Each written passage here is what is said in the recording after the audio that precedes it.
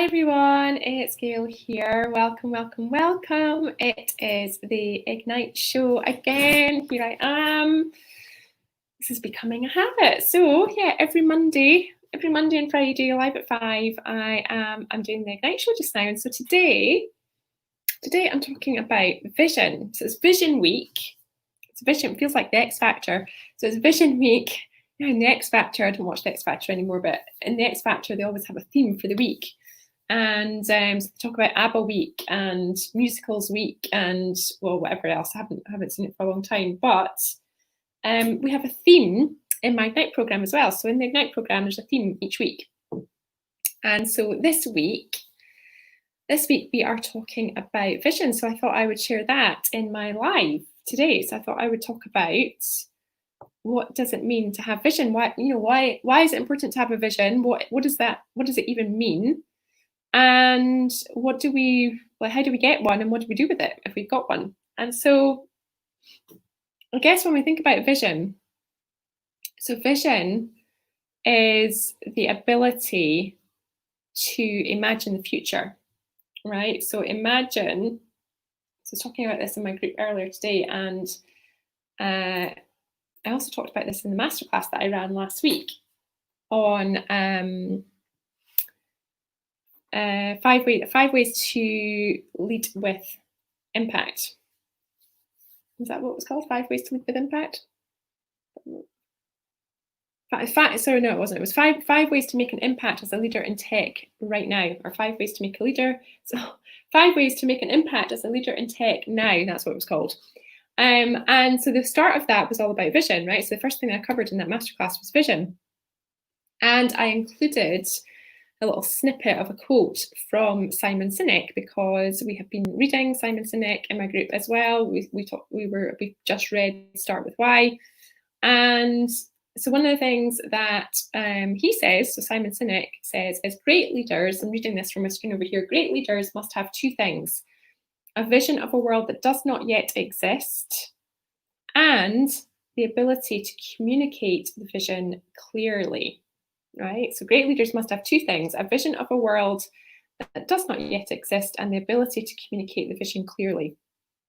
And vision is something that I work on with my clients a lot, because when I'm coaching, coaching, the difference between coaching and counselling is coaching is about understanding where you are right now and figuring out where you want to get to and what the steps are to get there. Counselling looks a little bit more at where are you right now, and how does where you've been inform where you are right now? How can we look at the past, understand the past a little bit more, and then I just realised that I forgot to send my bot message out. That's why nobody's watching. I wonder if I should do that just now while I'm on. I could actually maybe just do that. Let me do that, because otherwise I'll have no audience. I'll have no audience. I'll be talking to the ether. Nobody will be watching me. So let me just do that on the fly. So if you're watching this on replay, that's what I'm doing. I'm just going to send out my bot message. I meant to do this before I jumped on live, and I completely forgot. So let's see, here is the Ignite Show. Okay. Ignite Show. And delete that.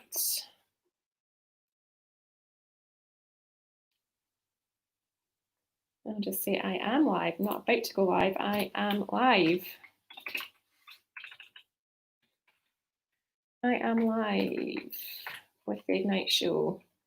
Today I'm talking about vision. Okay, hopefully the rest of that is okay, because I'm just going to send it. I'm not going to check it. I'm just sending it. So there we go. Sent. So that'll ping in a second to let me know that it's come through, and hopefully that means that some people might come and join me. But yeah, so counselling is a little bit more of looking at the past and figuring out how understanding the past better, that's the ping from my bot, helps you to understand where you are right now. So it helps to inform where you are right now. But the emphasis on coaching is different. The emphasis with coaching is, the past is important, and it's not that we're going to ignore the past, because we don't. But the emphasis is different. So it's about understanding where you are right now and thinking more about where are you going to. So where are you heading to? What is the future? What does that look like? If you knew you couldn't fail, what picture would you create for yourself? And when we have a vision, so I see a couple of people are watching live. So if you are on watching live, drop me a little comment. Let me know who you are, where you are. Let me know how your day has been, where you are, what you're doing, who you are. Just say hi so that I know who is watching. It's a little bit disconcerting when people are watching you and they don't tell you who it is, or they don't say hi. It makes you feel like there's people lurking in the background. I've just dropped off whoever they were, so I'm not sure who it was. So the emphasis with coaching is, where are you now? Where do you want to get to? And what are the steps to get there? And when I'm coaching someone, I'm always looking to try and understand and pick up on the little nuances that help me to identify and help them to identify. So playing back to them, where are they stumbling upon? I wrote about this before and I said that's what it's like. It's like stumbling upon the little nuggets, the little aha moments, the little seeds of the things that light them up, and that light them up, but almost in a way that they don't even notice, right? So that and that's why I use the word stumble upon. What are you stumbling upon that that just changes the way that you look at things? Just it could be a slight nuance in your tone of voice, or a slight change in your eyes, or the way your head is. But there can just be a gentle or subtle shift, and it's like, oh, aha, what's going on here? What's that? What is going on in there, right? And I am highly tuned to pay attention to those things and really hone in on them, and to ask the provocative questions, sometimes the difficult questions, right? Sometimes they're difficult questions, to really tap into and figure out what is going on in there. What are you noticing? But always with the emphasis on fulfillment, right? So what would it take for you to be fulfilled? What would a future look like with you in it being fulfilled? And so the thing that I do with that is, I have people, it's just saying replay on my bot that went out. When I say replay, I mean in here in the group. I need to figure out if I can change my wording on that so it makes more sense. But I've got 1 and 2 people dropping in and out of this live. So if you are watching me live, please say hello, so I know who you are and where you are and what you're up to. And let me know if you've got any questions. So vision is about painting a picture in as much detail as possible about what you see for yourself in your future, but not constrained by current thinking, right? So it's not about starting here and plotting a way to the future. It's about projecting yourself right into the future now, right? So imagining that you could be in the future, like you've got a time machine, or you can alter the space-time continuum or something. But you can. It's an email telling me that I'm now live on YouTube as well. So just imagine that you can just all of a sudden take a hyper leap through space straight to the future. And I usually suggest, and it depends on the situation, because when I do this one-on-one with a client, it really depends on what their thing is, what their situation is, and what is pertinent for them right now. Because sometimes it can be a future 6 months away. Sometimes it can be a future that's actually quite coming up quite soon. So it could be, well, imagine that it's next week already. What do you want it to look like? But more often, if we're doing a sort of general vision exercise, I would ask my client to start thinking about, right, imagine that you are imagine it's 10 years from now, right? So I'm nearly 50, right? So 10 years from now, I'd be 60. That's, oh my God. That is a scary thought. I probably don't want to go there. Probably don't want to go there, actually. However, imagine, right? So imagine it's 10. Oh God, that actually, gosh, that brings up so much emotion for me thinking about being 10 years into the future. Wow. But imagine, right? Imagine you are 10 years into the future. What do you want that future to look like? You know, if you could give yourself permission to have anything you wanted, where anything is possible, where today's obstacles, right? Today's obstacles have just dissolved. You know, they've dispersed because you've got past them. You've conquered any obstacle that's currently in front of you. And you're 10 years from now and everything is just as it should be. Everything is just right. Everything feels good. You feel like you are in exactly the right place, exactly where you are meant to be. What would that look like? You know, if you were to really step into that and bring it to life, right? Bring it to life in detail. You know, do that now. Just imagine that. Imagine being 10 years from now where all of the problems, all of today's issues, all of the things that are weighing you down, all of the things that are getting on your nerves, right? All of the people, all the people that are getting on your nerves, all of that has just magically been washed away, and you're now in an amazing future, an amazing place where all of your dreams, all of your hopes, all of your desires have magically come to life. What would that future look like for you? If you were to really give yourself permission to be playful, to be adventurous, to what's the other word I'm thinking of? Almost be mischievous, right? So to be cheeky with it.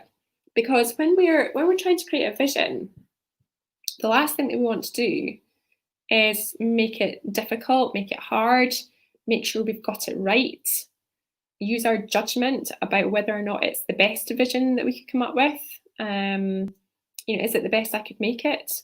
It's not about that. It's about just leaning into whatever comes up for you. You know, so if you were to just really relax into that and really just think about, gosh, if I could have anything that I wanted, right, and I could do anything is possible, what future would I create for myself? Who would I be with? Where would I be? Where would I be living? Who would be around me? What are some of the things that I would be doing? Right? What would that look like? What would that look like for you? Would you be traveling? Would you be doing something completely different? Would you be doing the same thing? What would you be celebrating? What would you feel really good about? What would you be proud of? What achievements would you have at that point in your life that you would look on, you know, proudly and think, gosh, you know, I did that. I made that happen. I did that. What would that really look like? Because it's when we ask those sorts of provocative, scary questions that we don't usually take the time to sit with. You know, that's when the magic happens, because that's when we really get into and give ourselves permission to really get into what are our dreams, our hopes, our desires. And it's not selfish to spend time thinking of that, right? Because, you know, some people say that, saying, oh, you know, that's a little bit self-centered. It's not self-centered, because if you don't give yourself permission to think about and reflect on your hopes, dreams, and desires, if you don't give yourself the opportunity to, you know, to create a picture of the future that you want for yourself, no one else is going to do that for you, right? No one else is going to do that for you. And with anything in life that we want, anything that we want to achieve, if we haven't painted a picture of what good looks like, well, then it's very difficult for us to take steps to get there. right? So when you spend time really reflecting on and painting that picture of nirvana, if you like, right? But so what would your nirvana look like? What would